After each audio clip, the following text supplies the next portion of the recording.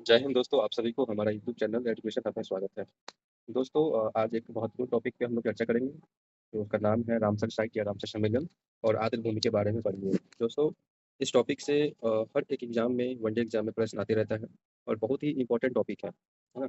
इसमें हम लोग वर्तमान से लेकर इसका क्या इतिहास है और इस किसे कहते हैं, इसके बारे में हम लोग पढ़ेंगे और जानेंगे।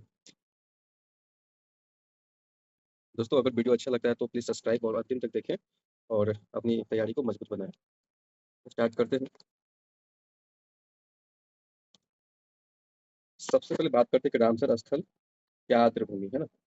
जो वर्तमान स्थिति क्या है? तो 89 आर्द्र भूमि स्थल जो भारत में भी है टोटल। और सबसे ज़्यादा की बात करें पूरे देश में तो यूनाइटेड किंगडम देश है, वहाँ पे 75 है, 175 है। मैक्सिको में 142 है और अपने भारत में कितना है? 89 है। और राज्य की बात करेंगे तो सबसे ज़्यादा राज्य में तमिलनाडु में है रामसर स्थल। अगला है कि रामसर सम्मेलन आर्द्र भूमि के संरक्षण से संबंधित एक संधि हुआ था। कब? तो रामसर ईरान में अवस्थित एक नगर है। 2 फरवरी कितना? 2 फरवरी 1971 में यह पहली बैठक के बाद इस सम्मेलन में नींव पड़ी तथा 1975 में यह पूर्णतः क्रियान्वित हुआ। रामसर में बैठक रामसर में हुई बैठक के कारण ही रामसर सम्मेलन इसका नाम पड़ता है। और जब 2 फरवरी को हुआ था और इसी दिन को हम लोग विश्व रामसर या विश्व आर्द्र भूमि दिवस के रूप में भी मनाते हैं। कब? 2 फरवरी को, याद रखिएगा। अगला है कि भारत में अगर बात किया जाए तो भारत में रामसर संधि 1 फरवरी 1982 को हुआ था। 1 फरवरी 1982 को हुआ था। अगला है कि भारत की पहली रामसर स्थल ओडिशा में स्थित चिल्का झील है। अगला है चिल्का झील के साथ केवलादेव पक्षी अभयारण्य को भी रामसर स्थल घोषित किया गया है। अगला है कि दुनिया की पहली रामसर साइट ऑस्ट्रेलिया में स्थित कोबर्ग प्रायद्वीप थी। मार्च 2024 में भारत में कुल 80 स्थानों को रामसर सूची में शामिल किया गया। वर्तमान 2025 की बात करेंगे तो टोटल कितना है भारत में? 89 है। सबसे ज्यादा कहाँ पे है? तो तमिलनाडु में है। अगला है भारत में आर्द्र भूमि भारत में आर्द्र भूमि अनुसार सर्वाधिक क्षेत्रफल वाला, अगर क्षेत्रफल के अनुसार कहेगा तो गुजरात हो जाएगा, दूसरा राजस्थान हो जाएगा। अगला है कि विश्व आर्द्र भूमि दिवस, हम पहले भी बताया है। तो विश्व आर्द्र भूमि दिवस प्रत्येक 2 फरवरी, प्रत्येक महीना, सॉरी, हर साल में 2 फरवरी को मनाया जाता है। प्रत्येक 2 फरवरी को मनाया जाता है आर्द्र भूमि दिवस। अगला है भारत में कुल आर्द्र भूमि क्षेत्रफल, भारत के भौगोलिक क्षेत्रफल का लगभग 4.63% है। सबसे ज्यादा क्षेत्रफल की बात करेंगे तो वेनाड केरल का भी है, केरल का भी नाम आता है।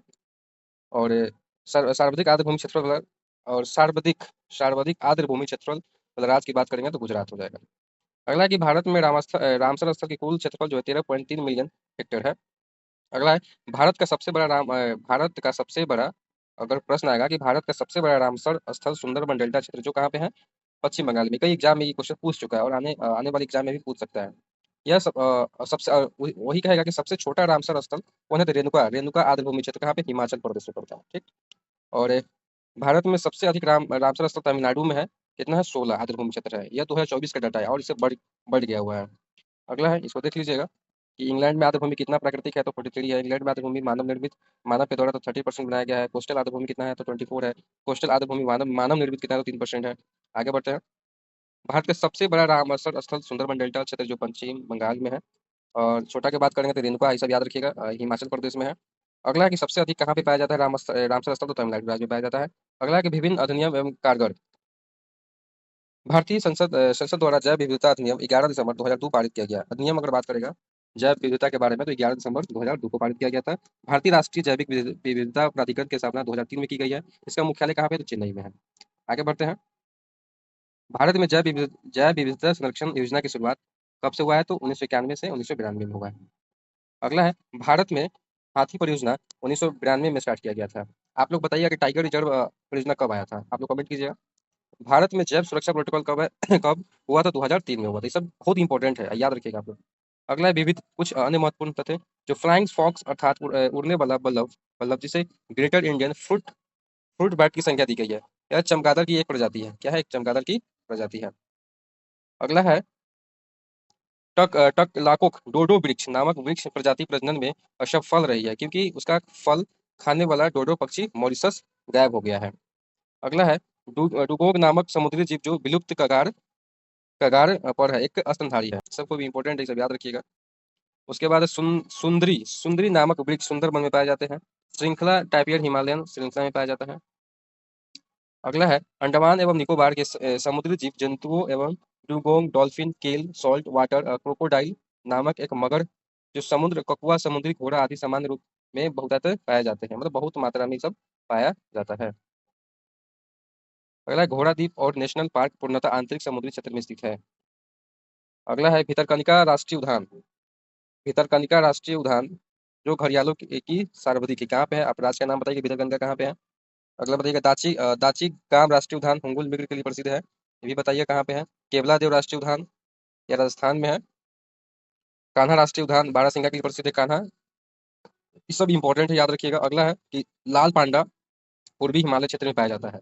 लाल पांडा अरुणाचल प्रदेश में इसे किट बियर के नाम से जाना जाता है। WWF के सहयोग से 1996 में लाल पांडा परियोजना शुरू किया गया था।